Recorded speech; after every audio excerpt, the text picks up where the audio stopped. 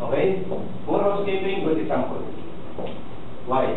Because working on heights, all this platform should be clear from material. Jada sapay, what I heard.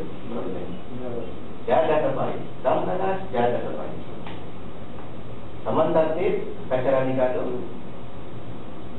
Kacarabat, udera. I don't know, are you saying it right? Okay? So we should every time do the housekeeping or arrange the materials properly. Good housekeeping includes removing of the rubbish. Okay? And materials should be stocked properly. Proper storage of materials, stocking of materials is the same as housekeeping. No different. Because housekeeping all cover arrangement, storage, removing, okay, clearing the thing, all same. This is housekeeping. Okay? So no asking what housekeeping? Housekeeping everything.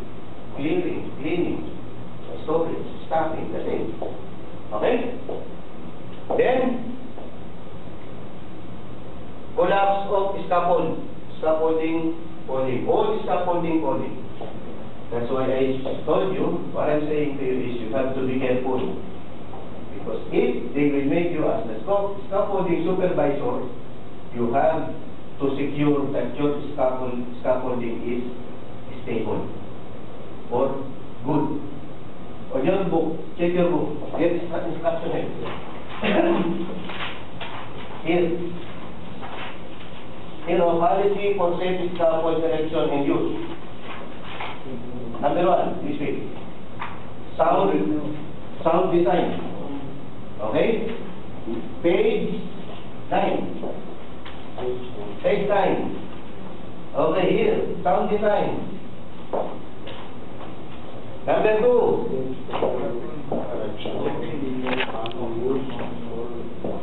What? Selecting the right scaffold for the job. Of course, checking materials. Checking materials, if material is good. Then, assigning personnel. You get a good scaffold here. Not labor. Labor, yes. But, scaffolding erection. Because scaffolding is done by competent person, competent scaffolder, experienced, training head, same you. This scaffolder should go training. Experience and knowledge. Erection of scaffolding. Practical knowledge. Aywa. Good. Training. Training there.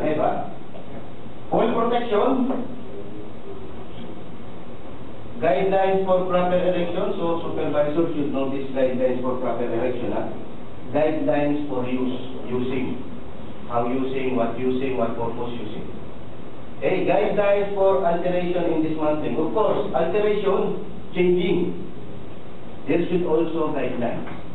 And also dismantling. Dismantling, come kalas. For example, mangkanikado. First time, assembly, reverse. Dismantling, reverse. Fixing, first time, assemble, right? Fixing downside. Fixing the ground. Then finish going up. Now, dismantle, of course, removing upside first, after going downside. If you remove downside, your scaffolding is down. Okay? So, reverse only, reverse. Assemble, first fixing down, going up.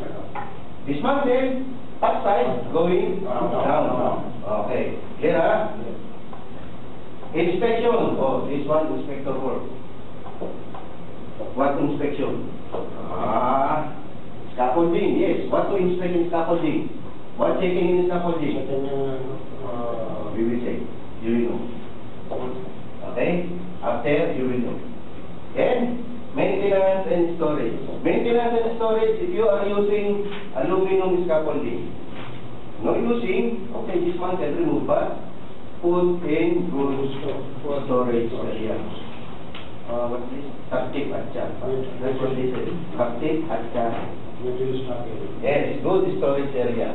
So, once you need it again, you can use this in other work. Especially painting works. Most of the scaffolding, especially aluminum scaffolding, they make it glazed. Why? Paint there. You know, inspector having problem, inspection of the scaffolds, why? Too much paint. Okay. No looking. This one looking, no chance looking. What problem with the scaffold? Maybe crack. No looking, why? Paint covering this aluminum scaffolding or steel scaffolding. That's why no understand. Oh, he doesn't know if there is a problem with the scaffold because no cleaning. Or better, if you are painting down, cover the scaffolding with plastic. So that this, let's say, too much paint coming to the scaffold, no problem. There is plastic. You remove the plastic, scaffolding, same. Okay? Next. Platform not fully plank. Remember the video? Video head. How many planks only? Two planks. No safe. Totally no safe. In your organization, how many planks people should work? Scaffolding. This tube type. Scaffolding. Full plan. Full plank. Full plank, sure, huh? This one good, full plank. But if you are going to make only maybe access or small working, minimum should be 3 planks. Okay, maybe scaffolding erector, no? They are assembling scaffolding, of course, pipers, pipe. Then afterwards, first stage pipe finish, they will put planks. Single plank, not allowed. 3 planks. So, scaffolding admin, starting, passing pipe upside. This is the right procedure, huh? Passing materials. Scaffolding materials going up should be passing. Not very dangerous. Okay? So this passing should be 3 planks standing. Upper, same, 3 planks. Why? Maybe this scaffolding materials falling downside. No answer. Safety the people downside. Okay? So minimum should be 3 planks. But all scaffolding should be fully plank. Fully plank. Full. Okay? Scaffolding should have full plank. I think on the scaffold there is 5 or 6 planks. Some of them, the two board that they are using, they just incline the other one. Support. Sloping. And material Not falling downside. Okay?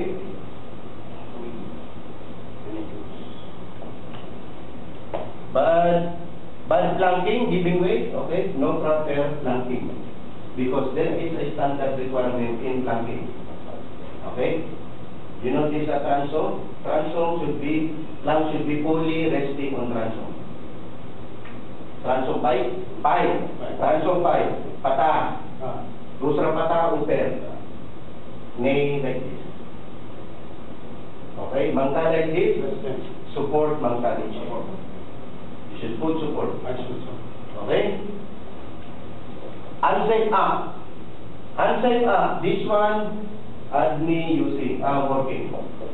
No good working. Okay? No thinking, working. They are not focused on their work. Maybe problem. Problem in their place, family problem, health problem, or playing. Manong playing? Horse playing, manong? You know this one. Horse playing. No thinking job, only playing, maybe yes. Mobile, after hungry. Yes. Maybe can say. Okay, and sometimes someone, hey, funny touch. This is no good. This same horse playing. Okay, do it as unsafe up. Okay, and due to electric shock. Electric shock coming, then falling. Those are electric shock, those are second injury. First injury is electric shock, second is falling. Maybe 2 feet near or 1 feet near from the power line after touching. I will show you video for this. Good. Or after being struck by falling object. Okay? Maybe you working scaffolding. After pata, maybe 1 pata, 2 pata only after you working. Admin will come in. Okay? Then someone, let's say hammer, falling downside, hitting. This is also one example of falls from height. Hitting after you falling also. Okay? See? Safety? No safety. Madam animal senses doing? Call the animal. Monkey. Or me. We are human. Okay? We are human, we should act like human. Okay? Understand? So, there is an access. There is a city access rasta using. Okay? Why you catch him like this? Oh. No good. I catching this, I find 50 dirhams. Next time catching, I find 100 dirhams. Next time catching, 5 days. Suspended. One more, I catching. You're going to your country. Safety officer has the right to recommend cancellation of employment. Recommend, only recommend. But power, no. Only recommend. Only manager and employer or owner will be the one to decide. Okay?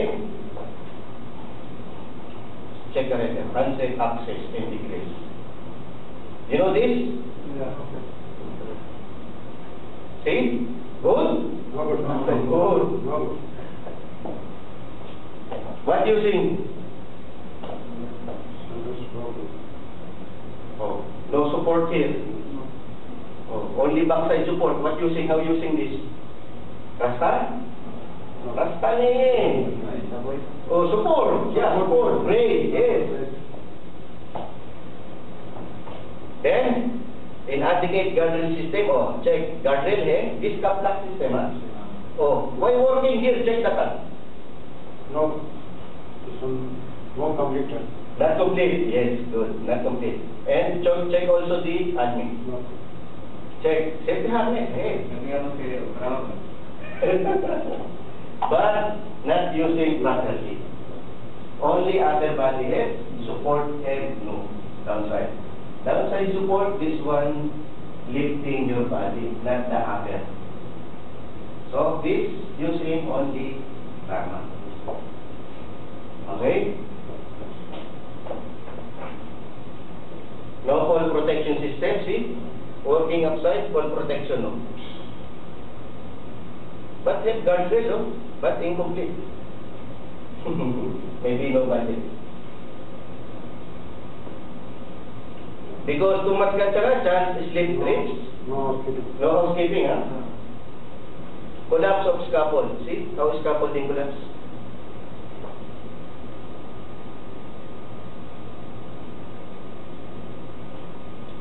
Tragic.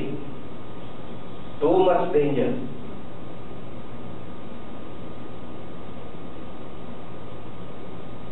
See how many platform height? 1 here, 1, 2, 3, 4, 5, 6, 7, 8, 9, 10, 11, 12, 13, 14. 14 multiplied by 2.5 meters. How much meter?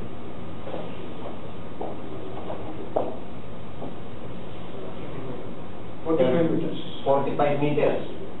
Almost 45 meters. Okay? Too much, huh? No. If you fall down, you will not live. Maybe you coma. No. You're alive but coma because you're back or alas. Alas. See? Platform, not fully plank. Two only two. Two only, huh? Two plants and handle no. See? You see the only plank. The two plank only. How about three plank? Handle no. Handrail no. Support no. Brace no.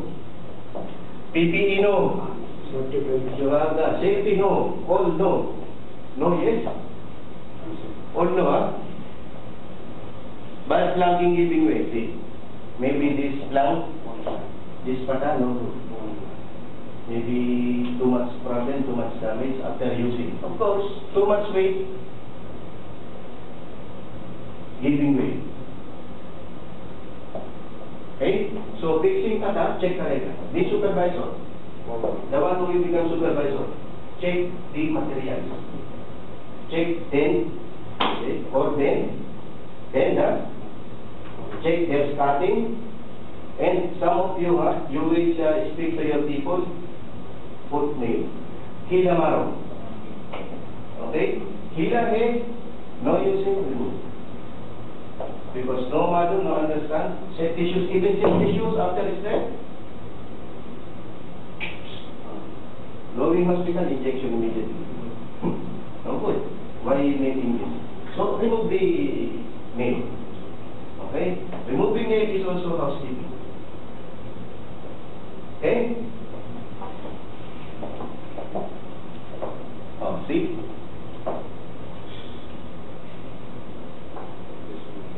Good? No good. Dusra आदमी.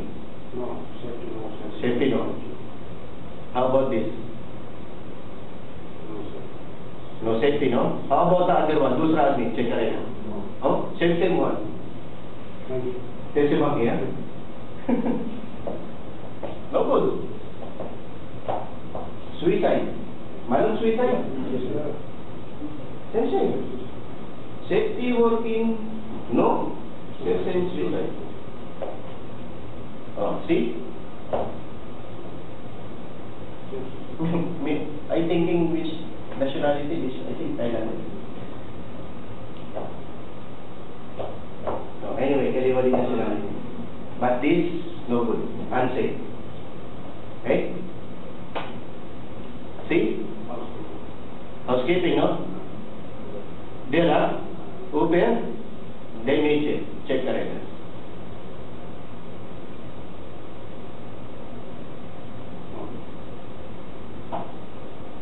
Check scaffolder. Safety? No safety. Check. Rasta है? No. Pata aja? No. Support no. Check. See? No support. No housekeeping. After working there. Everything no. No yes. All no. So of course no all no chance. Then. Same project last time. Okay? I don't know this nationality. Nationality malum eh. Polling. 20 meters or 20 meters. Shortcut.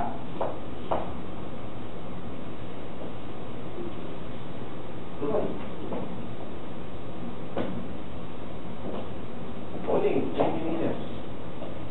30 minutes. This guy.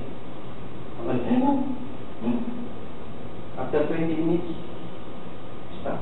I take off. Okay? Struck by falling objects. So, falling objects, materials, falling downside. Okay? Hammer, spanner, wrenches. These are materials by scaffolder.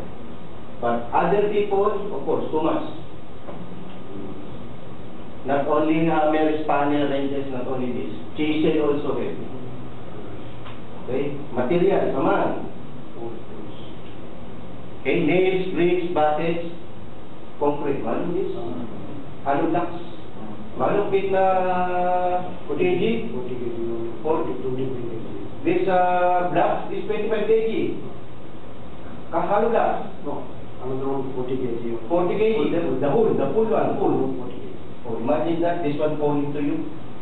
Imagine this 40 kg falling to one people. 100. That is the ratio. 40 times 100, that is 4,000 kg. 4,000, that is 4 tons. Falling to people. Do you think chance? Believe? No chance. My project, you know this ADCB here, this bank, you can see this here. ADCB Mental Bank, this white color building. 125 kg blocks falling to my credit. Malum what happened to my credit? Broken. Roof head. Roof damage. You know this basket downside? Same thing, damage. How much? 80, 25 kg. 3 floor height. How much? 15 meters high after falling downside this blocks. Patch net head. Patch net head. Looking, huh? Red color, green color. Net head like this coming, huh? Safety net. Safety net. Falling there, safety net damage.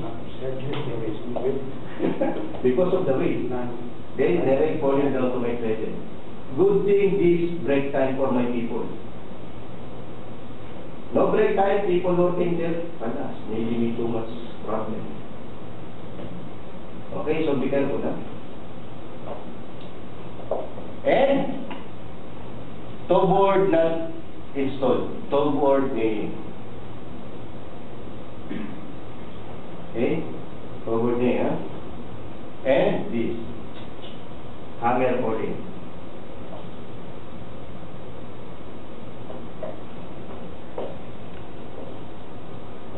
Okay, good practice.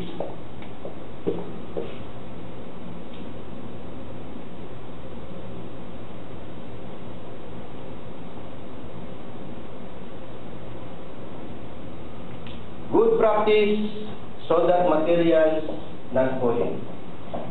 Means safety practice. Check this hammer. This hammer falling down. What happened this guy? This one already dead. You think this?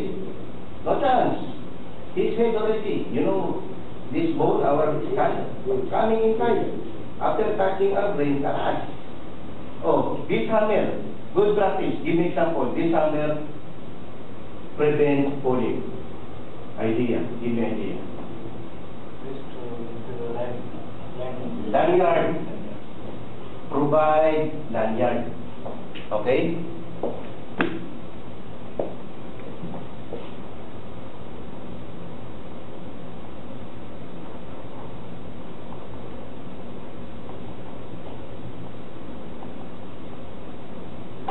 Okay.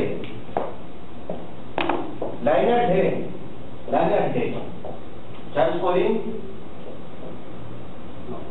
Chance falling? No chance? Chance.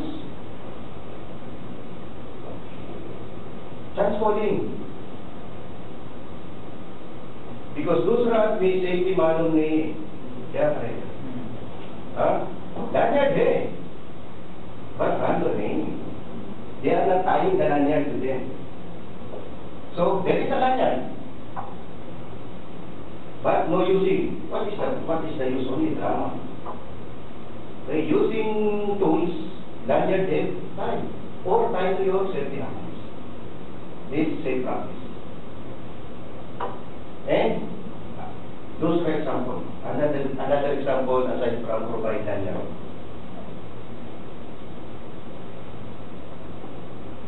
Those for example.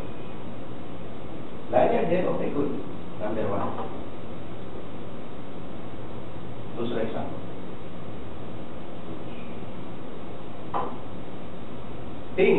Thinking example. So someone no chance falling downside.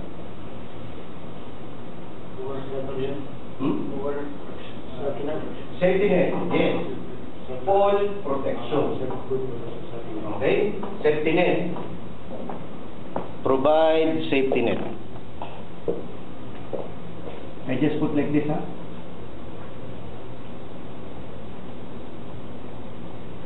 Safety net or catch net, huh? Oh. Now maybe you're thinking too much now. Oh, maybe I can do more for safety. Or giving training to your people. Daily safety task instruction. Speak to people, our job, too much danger. So, we have to make 3 months safety. Okay, understand? Our job, too much danger. So, 3 months safety bangka. Too danger. So, safety bangka. 3 months. So, we have to make more safety. Okay, good. You get that, huh? So, we have to make too much safety. Simple. Especially you working outside. Maybe some foreman supervisor will looking for maybe chipping work working outside. Not only chipping work, your work also, because you are going to chase the pipe. I know your work because I work as a safety officer also with MEP. Okay, that's why I know, and most of that is more on hard works. So you have to be careful, especially when you are working on the site. Make sure that ladder, scaffolding, no chance to go outside. You have to look for it. It's very difficult also when you are on the side. But if you are inside, okay, you jump there. You fly, no problem. But on the edge, too much problem there. Because chance falling. Imagine, if you are, you have the project, let's say, maybe 50 floors, 60 floors, 70 floors, this is typical floors. Same more. But some of them, they are going to work on the edge. Because of the supply of piping, ducting, electrical. Okay? You have to look for this, especially you will become scaffolding supervisor. Okay? So, example for good practice in materials, tools and materials when working at height is providing lanyard and safety net. So, not just working. Okay? Good practice, remember. Electrocution, process of electrocution. Electricity. Check. Using power tools, drill machine, grinder, blower, etc. This example of power tools. Maybe power tools, no preventive maintenance. Or worker, no proper using power tools. Sometimes worker, you know this industrial tag, blue color, yellow color, like this, right? Plugging like this. And they're removing those male plug, female plug after holding on the cable. What happened? Cable damage. Why no holding on the same industrial cartel? And sometimes bringing outside. This worker outside, throwing this cable outside. After these people outside, using cable. Why not throw rope? This one good practice. Rope, after you use rope. Good. Because when you stretch the cable, oh, problem already. Electricity is a very dangerous source of energy. Not properly used. You understand? Okay? Contact with electrical wires due to scaffold contact, conductive material contact, or direct contact. Direct contact means like electricity after you touch. I will show you. I will show you example.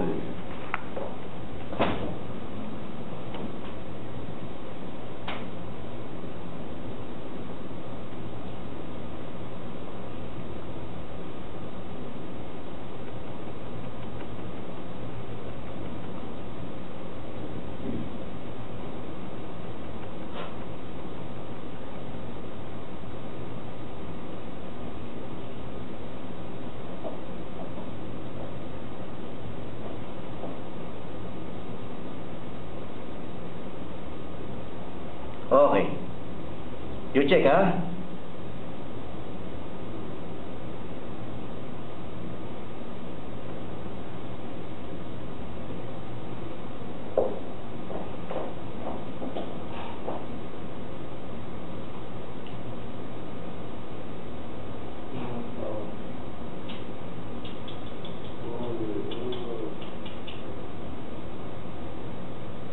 Whoa!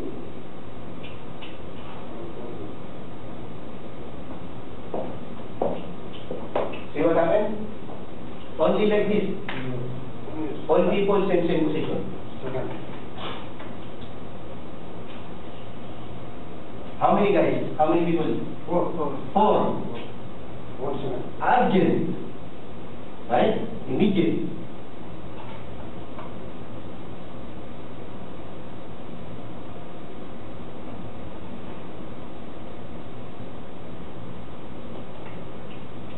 And there is also one crazy guy.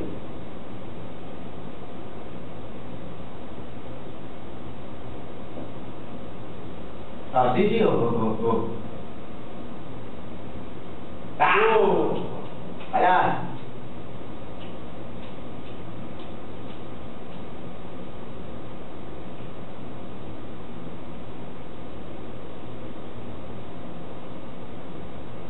Oh. Those are electric shock.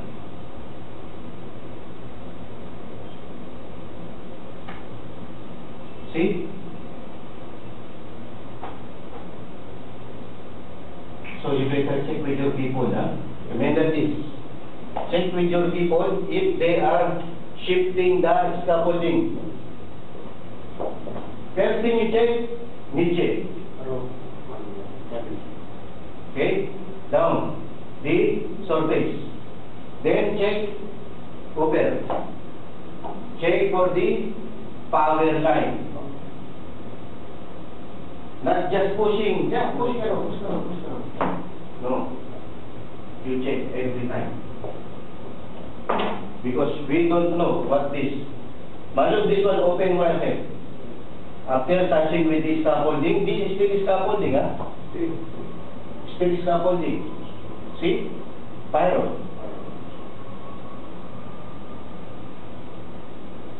Alas. 4 lives wasted for nothing. Because of what? No training, no supervision.